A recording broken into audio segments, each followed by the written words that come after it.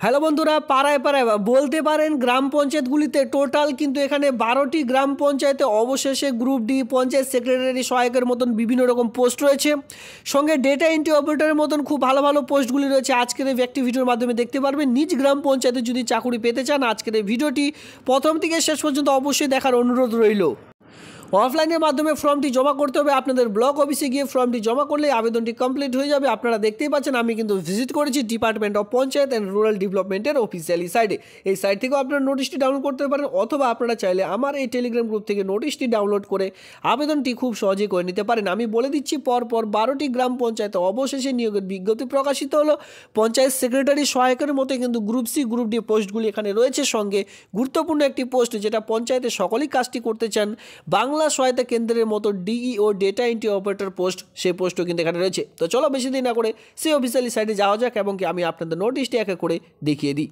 তো কাজটি কিভাবে পাবেন? কাজটি পাবেন স্বচ্ছ ভারত মিশন প্রকল্পের মাধ্যমে। ঠিক আছে, এখানে দেখতে পাচ্ছেন যেহেতু বিভিন্ন ধরনের পোস্ট রয়েছে, এখানে আপনাদের ক্লিয়ার করতে হবে যে আপনি কোন পোস্টের জন্য আবেদন করতে চান। Application for the post of, আপনি কোন পোস্টের জন্য আবেদন করতে চান সেই নির্দিষ্ট পোস্টের নাম এখানে লিখতে হবে।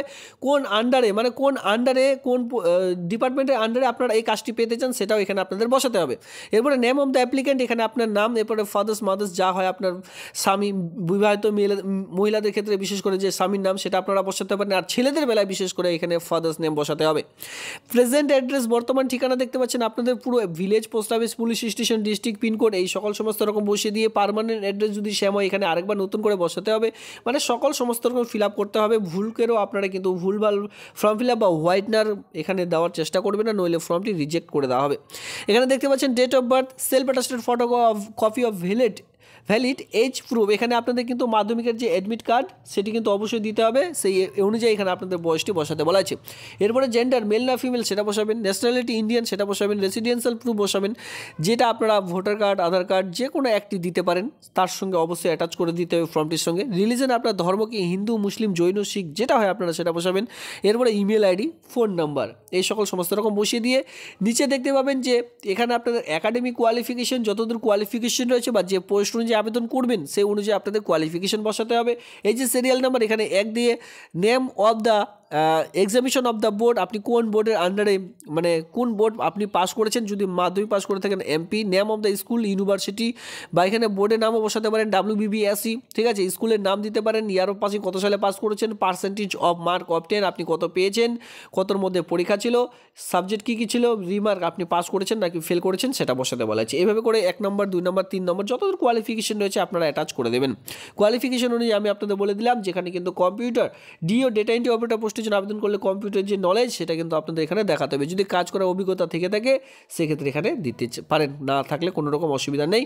এই যে ফর্ম, এটি জাস্ট এখানে সিগনেচার করে দিয়ে full signature of the candidate এখানে দেখতে পাচ্ছেন, ডেট প্লেস দিয়ে আপনারা কিন্তু ফর্মটি জমা করে দিবেন, তাহলে কাজটি কমপ্লিট হয়ে যাবে। এখানে দেখতেই পাচ্ছেন এই যে সিগনেচার, এটা কিন্তু নয় আপনাদের জায়গা, ঠিক আছে, আপনাদের জায়গা এখান থেকে নিচে কিন্তু ফর রয়েছে, ফর অফিসিয়াল ইউজ অনলি, এটা শুধুমাত্র তারাই অফিসিয়ালিভাবে তারা সেই সিগনেচার করে দেবেন।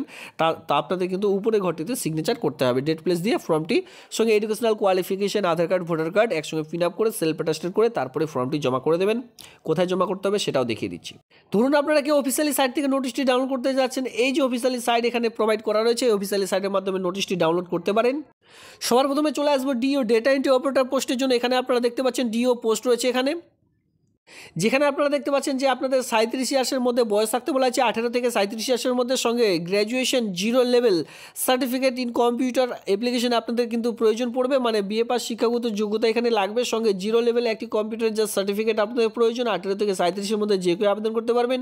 সবার প্রথমে রিটেন টেস্ট নেওয়া হবে, যেটা 100 মার্কের থাকছে, সেই সকল বিষয় এখানে কিন্তু উল্লেখ করে দেওয়া রয়েছে। এই কাজটির জন্য আপনারা যে বেতনটি পাবেন সেটি কিন্তু 11,990 টাকা, প্রায় এখানে বলতে পারেন যে 12,000 টাকার মতো স্যালারি আপনাদের এখানে প্রোভাইড করা হচ্ছে।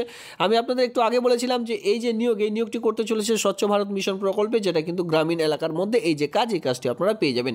এরপরে দেখুন এখানে কি রয়েছে, assistant director of coordinator ABC technical, এখানে দেখতে পাচ্ছেন 25 থেকে 35 ইয়ার্সের মধ্যে যে কেউ আবেদন করতে পারবেন। তবে কোয়ালিফিকেশন দেখতে গেলে এখানে আপনাদের ডিপ্লোমা প্রয়োজন ইন সিভিল ইঞ্জিনিয়ারিং নিয়ে, তাহলে এখানে আপনারা কেউ আবেদন করতে পারবেন। আর এখানেও কিন্তু রিটেন টেস্টের মাধ্যমে নিয়োগটি করতে চলেছে। এইখানে যে কাজটির জন্য আপনারা যে বেতনটি পাবেন সেটি কিন্তু 24,000 টাকা পার মান্থ।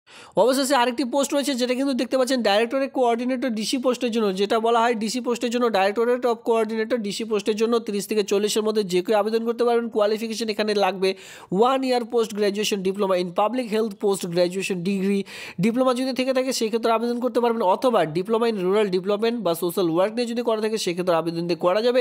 মিনিমাম 3 ইয়ার্সের এক্সপিরিয়েন্সের এখানে প্রয়োজন, তারপরে এখানে আবেদন করা যাবে। এখানেও কিন্তু রিটেন টেস্টের মাধ্যমে যে নিয়োগ, সেই নিয়োগটি করতে চলেছে। টোটাল যে বেতন এখানে প্রোভাইড করা হবে সেটি কিন্তু 27,000 টাকা পার মান্থ। তো এই যে নিয়োগের বিজ্ঞপ্তি, এটি কিন্তু নির্দিষ্ট, আমি আপনাদের বলেছি যে সকল গ্রাম পঞ্চায়েত ভিত্তিক রিক্রুটমেন্টের বিজ্ঞপ্তি প্রকাশিত হয়ে থাকে, বাইরে জেলা বাইরে গ্রাম পঞ্চায়েতে কেউ আবেদন করার চেষ্টা করবেন না বা এখানে কিন্তু পাবেন না। তবে এখানে সকলেই আবেদন করতে পারবেন, এমন নয় যে আবেদন করতে পারবে না, সকলে আবেদন করতে পারবেন। আবেদন চলবে এখানে দেখতে পাচ্ছেন 16 ফেব্রুয়ারি 2024 তারিখ পর্যন্ত, মানে ফেব্রুয়ারির 15 তারিখ পর্যন্ত কিন্তু এখানে যে আবেদন সেটা আপনারা করে নিতে পারবেন। পশ্চিমবঙ্গের যে কোনো জেলা থেকে এই যে আবেদন এখানে কিন্তু করে নিতে পারেন, বেতনও খুব ভালো রয়েছে। তবে কাজটি আপনাদের করতে হবে দার্জিলিং ডিস্ট্রিক্টের মধ্যে। স্বচ্ছ ভারত মিশন প্রকল্পে এখানে আপনারা দেখতেই পাচ্ছেন দার্জিলিং ডিস্ট্রিক্টের মধ্যে এই যে কাজ, এই কাজটি আপনারা পাবেন। তো এই হচ্ছে আজকের এই ভিডিওটি ভালো লাগলে অবশ্যই ভিডিওতে লাইক করবেন। দেখুন গভর্নমেন্ট যেমন রিক্রুটমেন্টের বিজ্ঞপ্তি প্রকাশিত করছে, আমরা কি করছি জাস্ট আপনাদের মাঝখানে তুলে ধরছি। এই হচ্ছে আজকের এই ভিডিওটি দেখবার জন্য ধন্যবাদ।